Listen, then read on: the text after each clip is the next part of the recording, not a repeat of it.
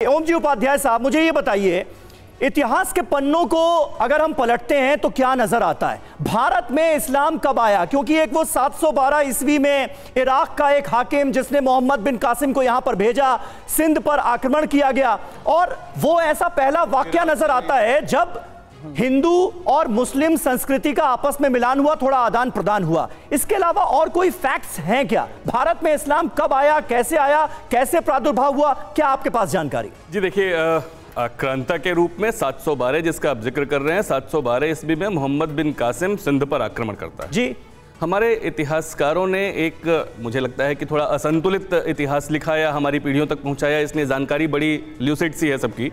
अच्छा, कि हमें आक्रमण के बड़े अच्छे डिटेल्स, बहुत माइन्यूट डिटेल्स बताए जाते हैं, लेकिन शौर्य जो भारतीयों ने दिखाया वो छोड़ा जाता है। मोहम्मद बिन कासिम के आक्रमण की बात होती है, लेकिन दाहिर के पुत्रियों का शौर्य कैसा था, प्रतिरोध कैसा था, वो हमसे छिपाया जाता है। महमूद गजनवी के 17 बार आक्रमण हुए, वो हमें बहुत सिलसिलेवार तरीके से बताया जाता है कि कैसे उन्होंने मंदिरों को लूटा तोड़ा, हमारे धर्म को पद्दलित करने का, आस्था को पद्दलित करने का काम किया। लेकिन जो प्रतिरोध रहा उसका, अनंगपाल, त्रिभुवनपाल, गोगावीर, ऐसे जो प्रतिरोध हुआ वो सब छोड़ा जाता है। एक छोटा सा शासक था सुहेलदेव, श्रावस्ती का शासक था। आपको ध्यान होगा कि गजनवी के सिपह सालार को 1.5 लाख की सेना के साथ वो मार के खत्म कर देता है। 1033 ईस्वी की घटना है। मिराते मसूदी में इसका ठीक से वर्णन है, लेकिन हमारी इतिहास की किताबों में एक लाइन में इसका जिक्र नहीं आता। और ये छोटी मोटी घटना नहीं थी, ये ऐसी घटना थी कि उसके बाद वही समय था जब आसपास के बहुत सारे देश तलवार के बल पर इस्लामिक बनाए जा रहे थे, लेकिन उसके बाद 150 वर्ष तक उनकी हिम्मत नहीं होती है कि इस देश की ओर आंख उठाकर देख सकें। ये हमसे छुपाया जाता है। 1191-92 में फिर ठीक तरीके से छिटपुट एकाध आक्रमण हुए हैं, लेकिन वो नहीं के बराबर है, नेग्लिजिबल हैं। ठीक है, अब बात ये रही कि हिंदू थे क्या नहीं। देखिए, खासकर अभी मैं केवल इस बयान पे जाऊं जो मुद्दा है आज का, कि 1227 के पहले घाटी में, कश्मीर में इस्लाम का कोई प्रेजेंस हो, ये कहीं किसी, कम से कम अगर मैं सोर्सेस को देखूं तो कहीं नहीं मिलता।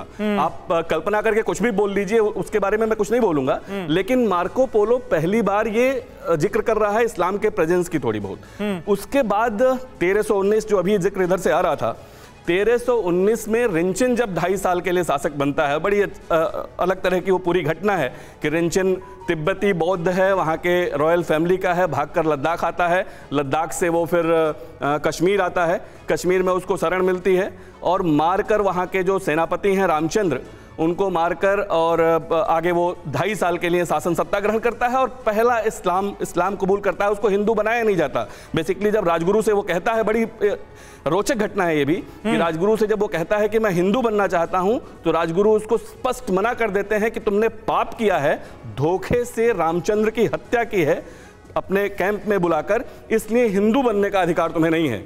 और ऐसे में वो बुलबुल शाह के कहने पर इस्लाम ग्रहण करता है।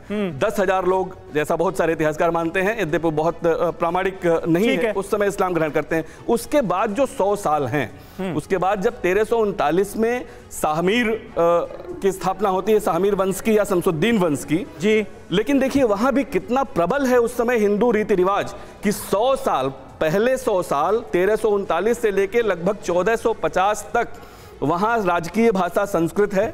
तिलक लगाकर राज्याभिषेक जो होता है, पूरा प्राथमिक स्रोत है जौनराज का, जो राजतरंगिणी है, 5 राजतरंगिणियां हैं हमारे पास। जौनराज की राजतरंगिणी में स्पष्ट ये उल्लेख है। आश्चर्य होगा कि मुस्लिम इस्लाम ग्रहण करने वाला शासक राज तिलक लगाकर वैदिक मंत्रोच्चार के साथ उसका राज्याभिषेक हो रहा है। ठीक है, लेकिन ये जो 100 वर्ष थे, और उसमें ये कहीं ये नहीं है साहब कि कुछ लोगों ने कर लिया हो, नहीं कह सकते, लेकिन जो मूल कैरेक्टरिस्टिक है उसका, वो तलवार के बल पर, दमन के द्वारा, यातना देकर कन्वर्ट किया गया है, और बड़ी संख्या में कन्वर्ट किया गया है। इसके प्राथमिक स्रोत हैं, प्रमाण हैं, मैं कोई भी बात बिना प्राथमिक स्रोतों के नहीं कहूंगा। ठीक है।